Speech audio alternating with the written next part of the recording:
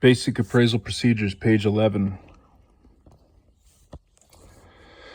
Of the limitations placed by the appraiser, we'll talk more about limiting conditions later, but here are a few that are customarily seen in most appraisals. The appraiser is not required to give testimony in court in connection with this appraisal. If the appraisers are subpoenaed pursuant to a court order, the client agrees to pay the appraiser the regular per diem rate plus expenses. Information, estimates, and opinions are verified where possible, but cannot be guaranteed. This appraisal is to be used only for the purpose stated herein, while distribution of this appraisal in its entirety is at the discretion of the client. Individual sections shall not be distributed. This report is intended to be used in whole and not in part. No part of this appraisal, its value estimates, or the identity of the firm or the appraiser may be communicated to the public through advertising, public relations, media sales, or other media. Extraordinary assumptions. An extraordinary assumption per USPAP is an assumption directly related to a specific assignment as of the effective date of the assignment results, which, if found to be false, could alter the appraiser's opinions or conclusions. The appraiser may use an extraordinary assumption when credible assignment results can still be obtained with its use. The appraisal report must clearly state that if the extraordinary assumption is found to be false, the value opinion may be affected. An excellent and common example is in the case of a drive-by appraisal. The appraiser makes the extraordinary assumption that the interior condition / quality of the property is consistent with that of the exterior. Extraordinary assumptions will be discussed in future sections of this text. Hypothetical conditions. A hypothetical condition is a condition related to a specific assignment which is contrary to what is known by the appraiser to exist on the effective date of the assignment results, but is used for the purpose of analysis. Per USPAP definition, hypothetical conditions are what-if situations when the value opinion is subject to a specific action or event. An appraisal for the purpose of new construction typically contains the hypothetical condition that the construction will be completed per plans and specifications presented to the appraiser. Like extraordinary assumptions, the report must clearly state that the use of a hypothetical condition might have affected the extra notes. When you do a drive-by, that is an extraordinary assumption. Hypothetical is a what if. New construction, the cost approach weight heavier. You got to know the difference between an extraordinary assumption and a hypothetical condition. Jurisdictional exemption will allow you to comply with USPAP. And extra note, assume average next to an extraordinary assumption. I don't know what that means. Page 12. Assignment results. You will see more practical applications of hypothetical conditions throughout this course. Jurisdictional exemption. Sometimes USPAP can conflict with some form of law or public policy. USPAP defines a jurisdictional exemption as an assignment condition established by applicable law or regulation which precludes an appraiser from complying with a part of USPAP. In other words, jurisdictional exemption is something that takes away from the purpose of USPAP. Jurisdictional exemption can be invoked by a federal or state constitution, legislative and court-made law, or federal, state, and local administrative rules, regulations, and ordinances. Jurisdictional exemption is not a common element in most everyday appraisal. For example, a probate court has an established rule that all estate appraisals must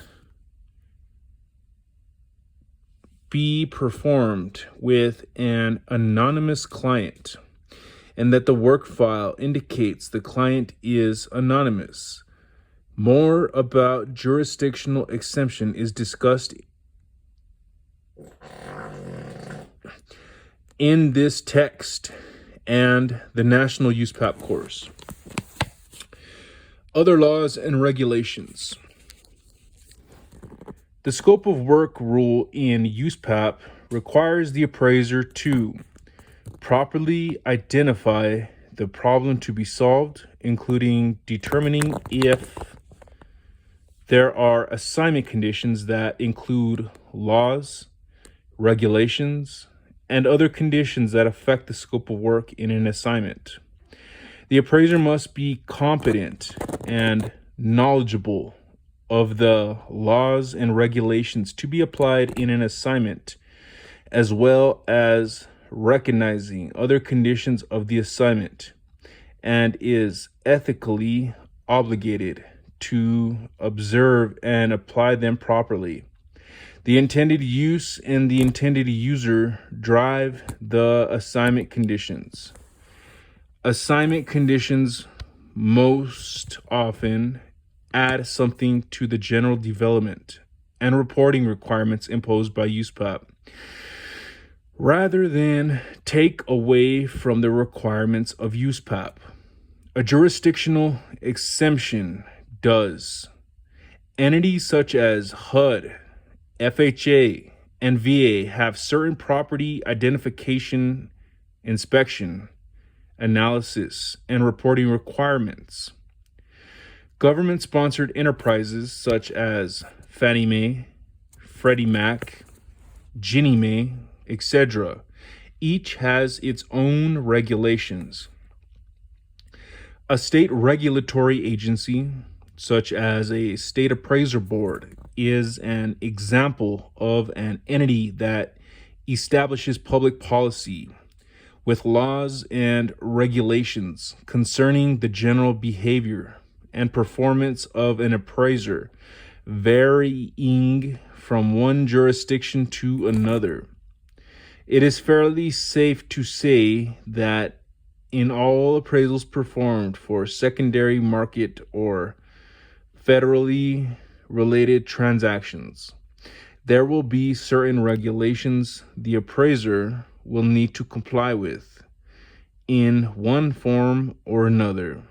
Here are examples of just a few that are common. 1. FHA requires the appraiser to view the crawl space and attic and observe the operation of mechanical systems of the subject property as applicable. Extra notes. You never light a pilot the shit can blow up. Some appraisal, you can talk to the lender if it is not a federally related transaction. You can talk to the lender. You can talk to the realtors involved in the transaction. You can collect data from the nosy neighbor. Fannie Mae will let you know. FHA, you have to turn on all the water. Page 13. 2. Fannie Mae does not allow for the appraisal of a physical segment or part of a property. 3. Fannie Mae and others require the use of the standardized residential reporting forms. 4. Fannie Mae and others requires that the interior of a manufactured dwelling be inspected, as well as the exterior. 5. Fannie Mae and others requires a minimum of 3 comparable sales when developing the sales comparison approach. The importance of competently recognizing laws and regulations prevailing in an assignment during problem identification, especially in many appraisal assignments for use in residential lending, is that if the laws and regulations apply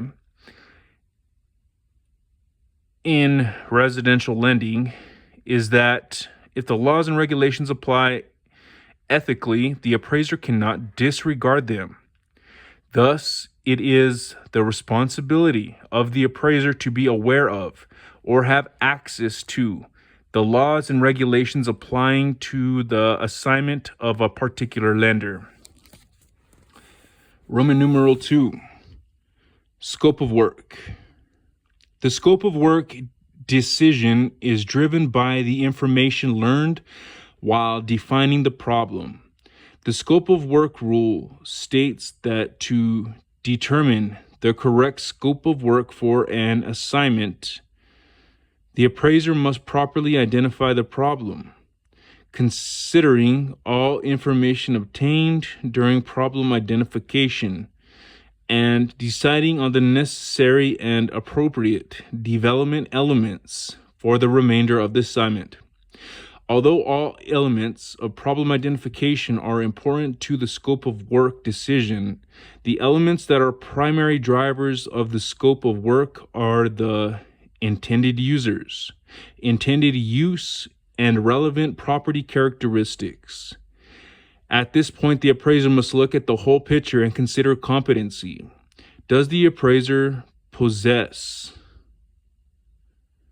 or is he or she willing or able to acquire the knowledge and experience necessary to complete the assignment? If not, the appraiser must withdraw from the assignment. It may be helpful to think of scope of work as an appraisal plan, an outline identifying the work needed to complete the appraisal.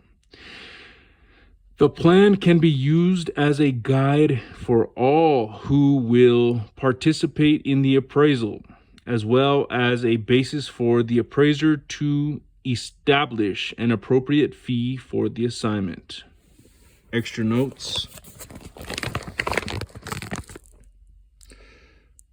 Something trailer that are sealed up 100%, skirting something a high chance for mold, a possible infestation like beehives and roaches.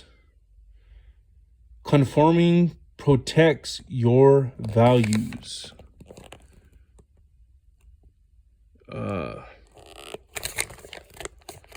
Permanently attached manufactured homes need tie downs bolts, and metal strappings.